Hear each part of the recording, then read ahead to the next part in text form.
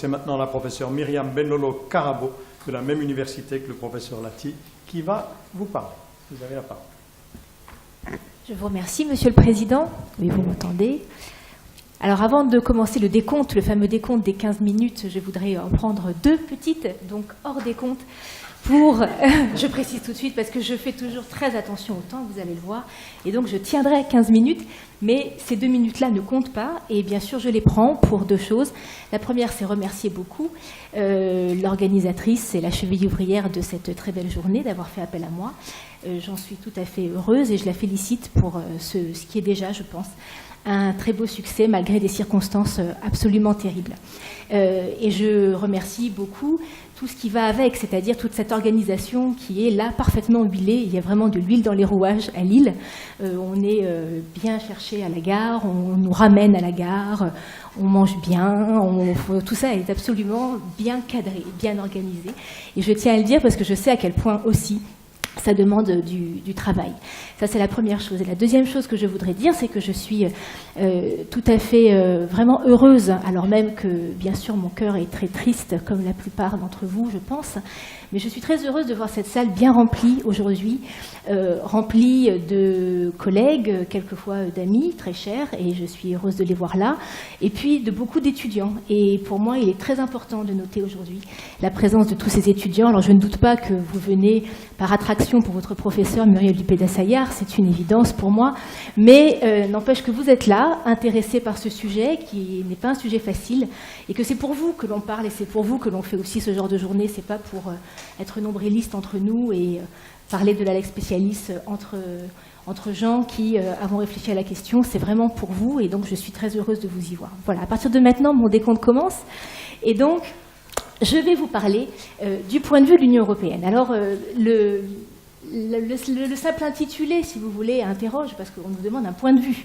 Et le point de vue de l'Union, eh bien, c'est tout un poème sur la lex specialis, que vous le savez sans doute. Je reprendrai les mots de l'organisatrice dans une discussion que j'ai pu avoir avec elle il y a quelques jours. Elle me disait, mais j'ai hésité, j'ai vraiment hésité à faire quelque chose sur l'Union européenne dans le cadre du programme, parce que je sais bien que c'est quand même, bon, on va être amené à dire des choses qu'on connaît, etc. Mais en même temps, mais comment faire une journée sur la lex specialis sans parler de l'Union européenne, sans parler de cet ordre juridique qui s'affirme avec cette forme de lex specialis totalement exacerbée. Parce que s'il y a bien quelque chose qui caractérise l'Union européenne dans la position et dans la posture qu'elle prend par rapport au droit international, c'est bien cette exacerbation de la lex specialis, cette idée qui a été un petit peu évoquée tout à l'heure lors d'une réponse à une question, que l'Union européenne se positionne très clairement, souvent, et pas toujours, mais souvent, dans une posture de spécificité absolue, d'autonomie par rapport au droit international. Donc effectivement, comment ne pas parler de ce régime, de ce régime self-contained qui s'affirme en tant que tel. Alors en même temps, elle s'affirme en tant que telle, mais sans jamais vraiment le dire. C'est-à-dire que si vous regardez la jurisprudence de la Cour de justice de l'Union européenne ou la manière dont les institutions de l'Union conçoivent la question, vous aurez extrêmement rarement la question posée en termes de lex specialis, lex generalis. C'est rarissime pour une raison finalement, je pense, assez simple, c'est que le simple concept, la simple notion de règle spéciale pour l'Union européenne est une sorte de déférence au cadre général du droit international, et qu'elle préfère une autre terminologie. Elle préfère parler d'autre chose qui renvoie finalement exactement à la même problématique, mais sans elle-même se définir dans cette relation du général au spécial, ou du spécial au général, ou du self-contained d'ailleurs. Notion que vous ne trouverez pas dans la doctrine de droit de l'Union européenne, ou très peu. Alors, comment sortir de certaines généralités? Les généralités, ce sont les suivantes. C'est que quand on parle de l'Union européenne au regard de cette thématique générale de lex specialis, eh bien, on pourrait finalement dire, comme tellement souvent quand on parle de l'Union et du droit international, tout est affaire de perspective. Et c'est ce que le rapporteur à la CDI pour le projet sur la responsabilité des États Range-Ruiz disait quand il parlait de la définition de l'Union en tant que self-contained. J'ai des gestes insistant de Muriel pour que je parle enfin dans ce micro. Apparemment, j'ai du mal. Et bien sûr, si on est dans cette affaire de perspective, eh bien, Arendt de Ruiz disait très justement, si vous prenez la doctrine de droit communautaire maintenant, de droit de l'Union européenne, bien sûr, ils vont revendiquer la nature self-contained du droit de l'Union européenne. Si vous allez plutôt du côté internationaliste, le discours sera tout à fait différent. Alors, comment échapper à ça? D'abord, en revenant, il me semble, à deux aspects de la définition de self-contained régime, dont on a parlé déjà un petit peu ce matin. Deux aspects qui ressortent en fait des deux prises de position des cours mondiales, la Cour permanente de justice internationale, puis la Cour internationale de justice, dans les deux affaires qui l'ont amené à évoquer très clairement ce qu'était un régime self-contained. Alors au sens étroit, le sens qui s'est finalement largement imposé après l'affaire de la CJ, personnel diplomatique et consulaire des États-Unis à Téhéran, un self-contained régime, on l'a dit ce matin, c'est une catégorie particulière de sous-système, celui qui comprend un ensemble complet, exhaustif, définitif de règles secondaires. En ce sens, la principale caractéristique d'un régime self-contained, c'est son intention de se soustraire au droit général de la responsabilité internationale. C'est une ex-spécialiste de la responsabilité. Et dans cette définition, au sens étroit, si je reprends ce qu'a dit la Cour, elle nous a dit, je cite, « Les règles du droit diplomatique constituent un régime se suffisant à lui-même, qui, d'une part, énonce les obligations de l'État accréditaire en matière de facilité, de privilèges et d'immunité, et d'autre part, envisage le mauvais usage que pourraient en faire des membres de la mission et précise les moyens dont dispose l'État accréditaire pour parer à de tels abus. Ces moyens sont par nature d'une efficacité totale, et elle explique pourquoi. Donc, le critère essentiel de l'autosuffisance, c'est l'efficacité. Ici, le système, le régime est efficace.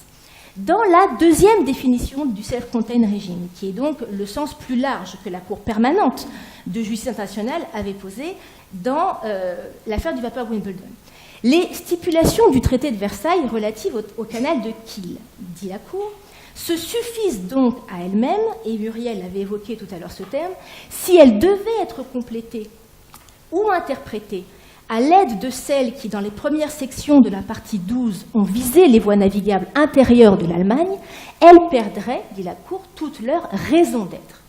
Et il me semble que ces deux critères, efficacité d'une part, raison d'être d'autre part, permettent sans doute d'appréhender aujourd'hui comment se situe l'Union européenne au regard de cette définition. Donc c'est ce que je ferai dans un premier temps. Comment l'Union elle-même se positionne en tant que self-contained par rapport à ces deux critères d'efficacité et de raison d'être. Et puis dans un deuxième temps, je voudrais poser la question qui, à mon sens, est essentielle, parce que vous allez le voir à l'issue de la première partie, et ce n'est pas une très grande surprise pour vous, l'Union elle-même se pose dans une situation de spécialité souvent absolue et radicale par rapport à la règle générale du droit international. Mais il ne suffit pas pour elle de le dire pour que ce soit vrai. Je reprends là une assertion que Mathias Forto développait récemment dans un article à la RBDI, la revue belge du droit international. L'organisation internationale peut dire qu'elle est spéciale par rapport à la règle générale. Ce n'est pas parce qu'elle le dit que c'est la vérité, et de deux choses l'une. Soit la règle spéciale existe réellement en droit international, et dans ces cas-là, il n'y a pas de raison de s'émouvoir que l'organisation internationale la revendique à son profit, soit, et c'est là que c'est problématique, cette règle spéciale n'existe pas. Et dans ces cas-là, toute la question pour l'Union est de savoir comment elle contribue à la formation de cette règle spéciale, et on est là dans une situation très paradoxale où l'Union européenne essaye de contribuer, veut contribuer à la formation de la règle, tout en se mettant dans une posture qui très souvent l'empêche de participer à la dite formation. Donc, quelques mots tout d'abord sur ces deux critères et la manière dont l'Union européenne, à mon sens, remplit ces deux critères, mais parfois d'une manière extrêmement contestable. L'efficacité d'une part, la raison d'être d'autre part. Alors, l'efficacité, je voudrais revenir peut-être en deux mots à une phrase d'un article de Bruno Sima, qui disait donc que le principal critère, et ce qui nous permettait de juger de cette efficacité, c'était de savoir dans quelle mesure on avait encore besoin du droit international dans le cadre d'un régime qui se disait autosuffisant. C'est ce besoin du droit international qu'il nous faut évaluer.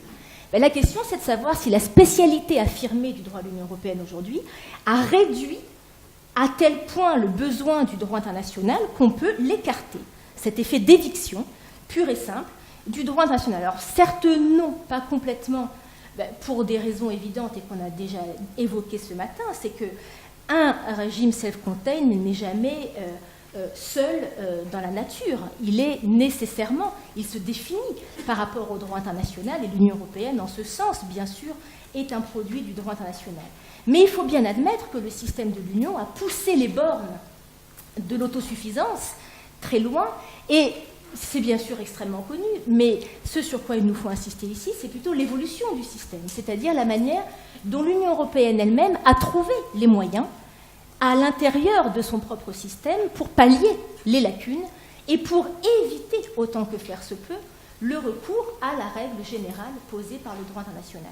Et je pense que c'est ainsi qu'on peut lire, je prendrai 3 exemples, c'est ainsi qu'on peut lire toute la jurisprudence sur la responsabilité de l'État membre, pour préjudice causé par une violation du droit communautaire, préjudice causé à un particulier pour violation du droit communautaire, toutes ces jurisprudences, brasserie du pêcheur, factor time, etc., sont directement liées à cette nécessité de trouver dans l'ordre juridique de l'Union les moyens de pallier des lacunes au droit de la responsabilité.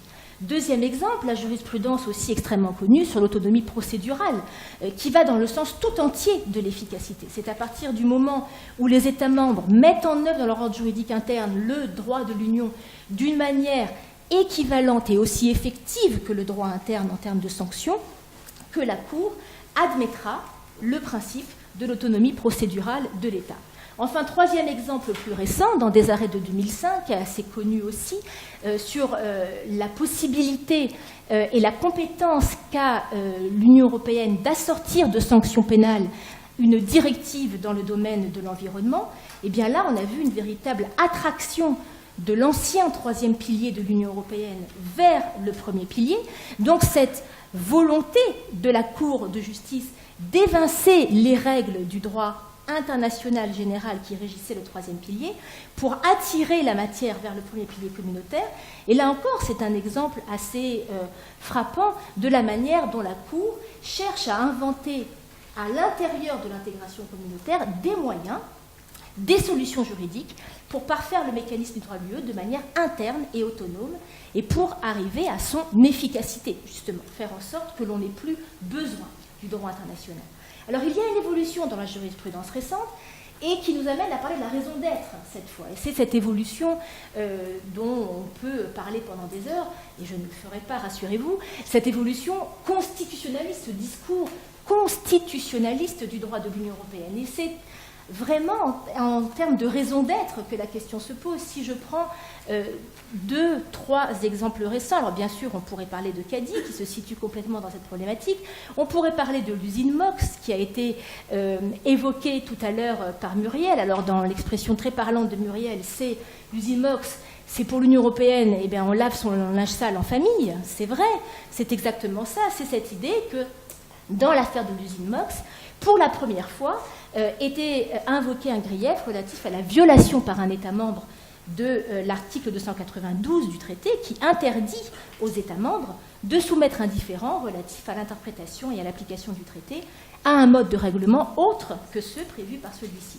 Alors dans cette affaire où on avait 3 règles qui pouvaient s'appliquer, la Cour estime qu'une interprétation divergente du traité en cas de différend constitue déjà une atteinte à l'autonomie.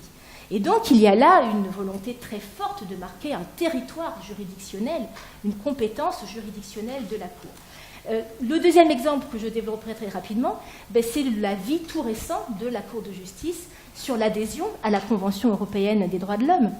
Et là, on a carrément le mot raison d'être dans l'avis de la Cour. Au point 172, je n'ai pas le temps de développer, mais la Cour dit bien à quel point cette adhésion va, telle qu'elle a été prévue d'après elle, va affecter la raison d'être du système juridique de l'Union et d'une manière extrêmement contestable et frontale. On a là le choc de deux leges speciales avec l'impossibilité, à la lecture de la vie en tout cas, de constater la compatibilité et l'harmonisation de ces deux lois. Donc on est là dans un système qui proclame son autosuffisance. En deuxième partie, et ce qui sera en même temps l'ouverture vers la discussion, c'est de savoir dans quelle mesure il n'y a pas là un véritable paradoxe. Le paradoxe est le suivant: l'Union européenne veut participer à la formation de la règle générale, mais elle veut y participer en affirmant qu'il y a des règles spéciales qui peuvent enrichir, c'est ce thème de l'enrichissement du droit international. Et c'est là que je me démarquerai peut-être un petit peu, on en parlait tout à l'heure, de la réponse que l'on nous a faite tout à l'heure sur la position de l'Union européenne par rapport à la codification. Il y a bien sûr cette affirmation de la spécificité de l'Union, mais dans son discours, dans les derniers travaux de la CDI, en tout cas me semble-t-il, sur la responsabilité des organisations internationales, il y a aussi très clairement la volonté de l'Union européenne de dire dans le processus de codification, j'ai mon rôle à jouer en tant que je suis un acteur avec une pratique qui peut contribuer à la formation d'une règle spéciale que je veux que vous reconnaissiez en tant que telle, pas simplement en tant que lex specialis, mais je veux que vous reconnaissiez qu'il existe là, en matière par exemple d'attribution du fait illicite en termes de responsabilité, il y a là des règles spéciales distinctes qui ne s'appliqueraient pas qu'à moi, mais qui s'appliqueraient à des organisations régionales d'intégration économique. Donc il y a là une véritable volonté, mais qui pourtant se heurte à une aporie, à une impasse, tant que l'Union européenne continue d'affirmer ainsi, avec une telle virulence quelquefois, cette spécificité. Alors très souvent, en fait, comment se sortir de cette aporie? Il me semble qu'il faut revenir à la pratique. Plutôt que de regarder ce que l'Union européenne revendique ou ce qu'elle peut dire, notamment par l'intermédiaire de son juge, il faut regarder ce qu'elle fait, il faut regarder comment elle agit. Et là, on trouve des indices importants dans la manière dont concrètement, dans les faits, l'Union européenne peut peut-être contribuer à l'enrichissement du droit international par la formation de certaines règles spéciales qui s'appliqueraient à elles comme à d'autres. Alors par exemple, dans le cadre de l'OMC, on a pas mal étudié ce phénomène où théoriquement l'Union européenne a échoué à faire reconnaître une règle spéciale d'attribution de la responsabilité, mais que par sa pratique, par le fait que tout simplement les faits lui étaient finalement imputables et que les États tiers reconnaissaient pleinement cette imputabilité, eh bien la pratique de l'Union européenne a fini par faire accepter dans le cadre de l'OMC une règle spéciale dans ce domaine, sans même que l'Union ait finalement à la faire pleinement accepter dans le cadre de la codification. Donc on tient là peut-être une piste, je n'en sais rien, mais en tout cas c'est la conclusion peut-être un peu optimiste sur laquelle je voudrais finir. Je vous remercie beaucoup.